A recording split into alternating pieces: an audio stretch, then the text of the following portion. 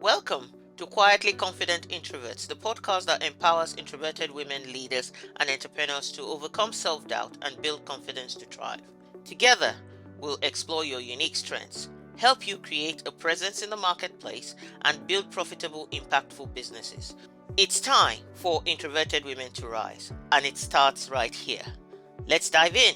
Hello and welcome to this special episode of Quietly Confident Introvert.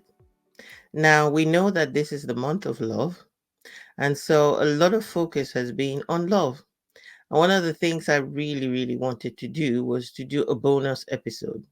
So, usually, Quietly Confident Introvert podcast, I usually do 2 episodes per month.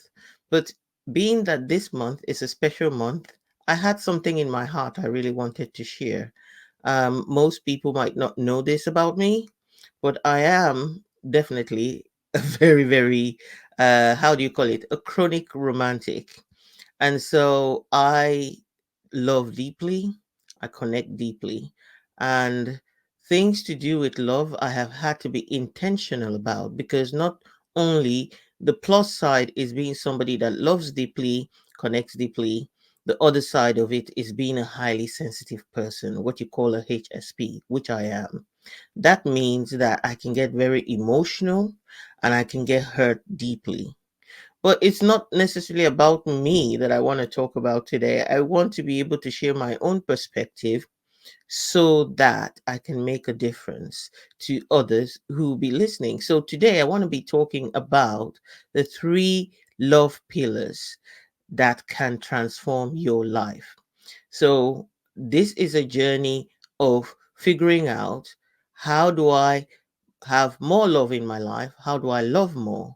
And basically, again, another thing is, as somebody who works the walk of faith, one of my favorite, uh, how will I call it? Is it an encyclopedia or, I guess, a template for how to practice love is First Corinthians 13. That's something that I've leaned into, that I have studied for a while, and that I know that has deep lessons for people to learn.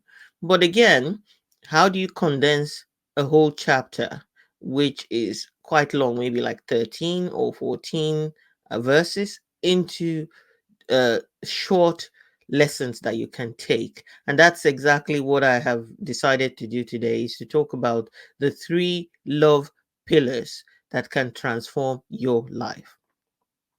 So the first love pillar is being unconditional. So being unconditional. Being unconditional when it comes to love means that you have decided not to put conditions in front of loving. Loving someone, loving yourself, or loving something even. And this is not easy to do because most of us judge other people and most of us put conditions into the way that we manage our relationships. And one of the key ways you know whether you're being conditional is when you use the word if or when. So, take for example, you want to practice self love. You look in the mirror and you go, "Oh, I don't like my face." Or you look in the mirror and go, "Oh, I will be happy if I looked XYZ." Or I will be happy when I lose XYZ weight. Once you have that, either in the subconscious or you say it out, you are practicing conditional self acceptance or conditional self love. Now, how do you make that shift?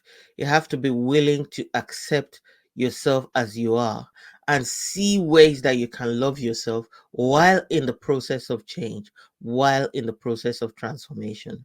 This is so vital. This is so important. So, giving yourself unconditional love by thinking about the instances where you're using if, where you're using when, and change them to I love myself right now. I look good for this, for that reason right now. And look at the right now situation while you are in the process of transformation. The second pillar that I want to share with you is to be unconventional. So when it comes to be unconventional, you're not going to go along with the crowd. You're not going to do things the way others do it. You're going to be different. You're going to have to maybe stick out like a sore thumb, if I'm going to put it that way. So basically, you're going to decide that I want to do things that are different from the way other people do it because I've decided that this is what I want for my life. So if you want love in your life, sometimes you've got to choose how you get that love, which ways you go about getting that love that might not be popular with everybody else. So, me, for example, making decisions about loving and how I love, I tend to look within rather than seek advice on it. And when I feel that it's something that people might not accept, I just go ahead and do it anyway. So, uh, things like being somebody who gives forgives easily, or being somebody who learns another person's love language. So there are five key love languages. And there's a book by Gary Chapman, I recommend it, which talks about love languages. And there are different versions: how to love yourself as a single, how to love yourself when in marriage, or how to know love languages. And if you decide to, I'm going to learn the love language of another person, you are being unconventional because most people don't want to learn. They don't want to go through the learning process through to loving process. They rather just hope that love comes upon them where they are actually uh, where they are actually feeling it rather than doing it. Whereas we all know that love is actually an action. Love is a verb. Love is not just a feeling. At some point, you stop being in love, or you stop falling in love because you can't keep falling, right? So you need to start living in love. That can be unconventional because not everybody is going to be investing in looking for their partners or their relation, looking for the love languages of the people that are around them that they relate with. That goes also in line with communication. So as somebody who is a disc personality expert, I work with my clients to help them with their communication style and to help them to communicate more effectively, either in teams, either with their followers, either with their partners, and even with themselves. Because once you know your communication style, also once you know what those words are that are trigger words, you're able to actually avoid them, or you're able to find more affirming words to use either on yourself. When you can turn your inner critic into your inner sage, into somebody, into a voice that celebrates you, you are achieving love from within.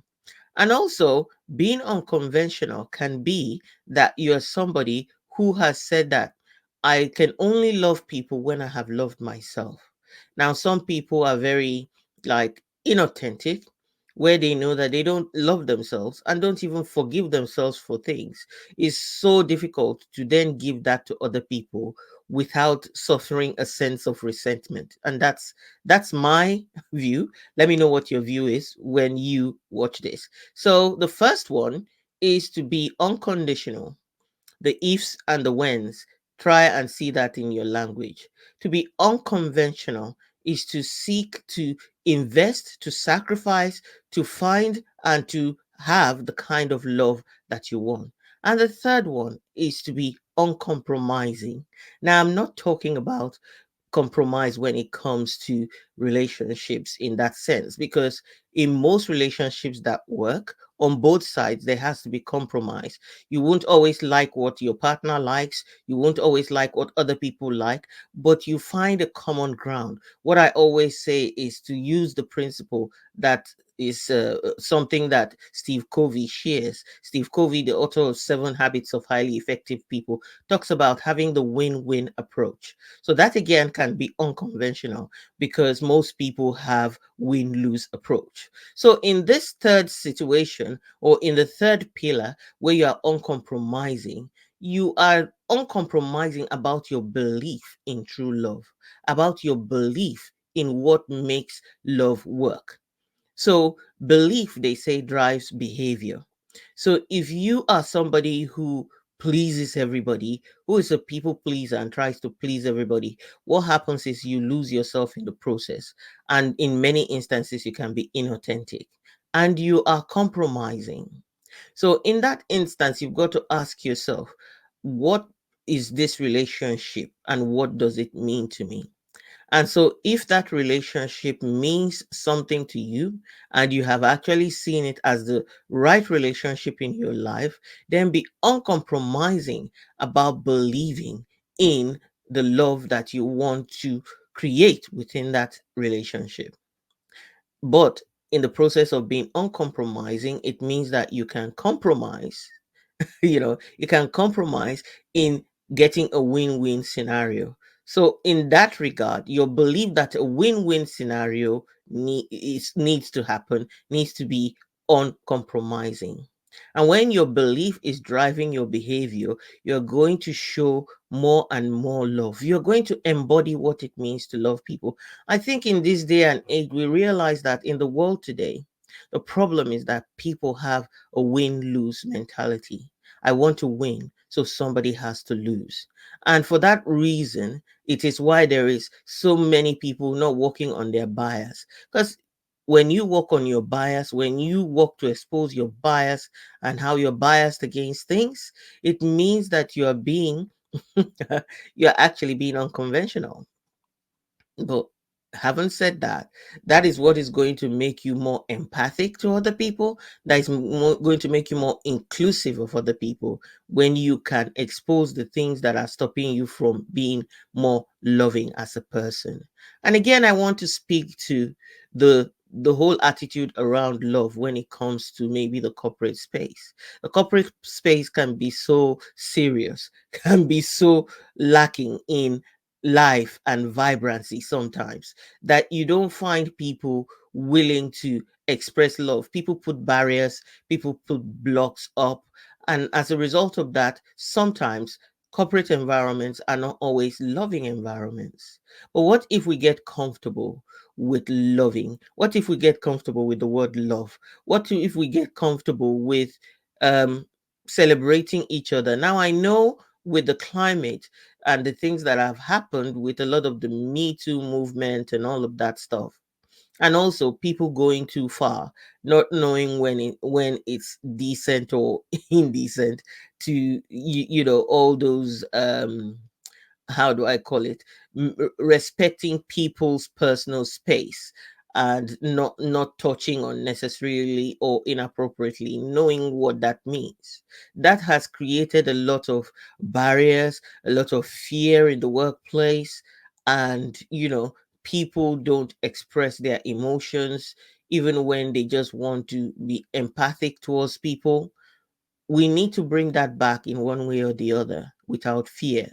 But how we do that is through individually checking yourself, individually checking your intentions, individually finding the courage, even if it means, oh, for example, in the workplace, it might be important to say, I'm so sorry to hear this. Mind if I just give you a hug? Because I communicate through hugging people. Is it okay if I give you a hug? And if the person says, I'm fine, thank you, you let it go. But if the person says, oh, I won't mind a hug, thank you, and you give a hug and you give an appropriate hug, obviously. So it's just working through these challenges that we have created for ourselves as human beings that stop us from really connecting with each other. So, again, just to remind you, what are the three pillars of love? What are the three love pillars that can transform your life? Number one, be unconditional. Try and recognize when you're using the if and the when to say, unless this happens, or if this happens, when this happens is when I will love myself or love other people. So try and notice that in your language. Number two is being unconventional. Being unconventional means that you keep working on what it takes to love other people and to love yourself. It is not always popular. Not many people would put that investment in, but you do that. And when you do that, you have expansion of love in your life. And the third one is to be uncompromising. And we're not talking about the compromise to do with trying to get a win-win situation. That you should compromise to be able to arrive at a win-win situation, or compromise to try and be more understanding of other people. But I'm talking about being uncompromising about the belief in love, being uncompromising about the strategies that you need to implement to have more love in your life. So I hope that you found this useful. Please feel free to share this with others and have more loving, more laughter, and more living in your life. Take care and join me next time on the next episode. God bless. Thank you for tuning in to another episode of Quietly Confident Introverts. If you found today's discussion valuable, please subscribe, rate, review, and share the podcast with others. You can also connect with me, Patience Ogunbona, at The Visionary Introverted Woman. Until next time, stay confidently introverted.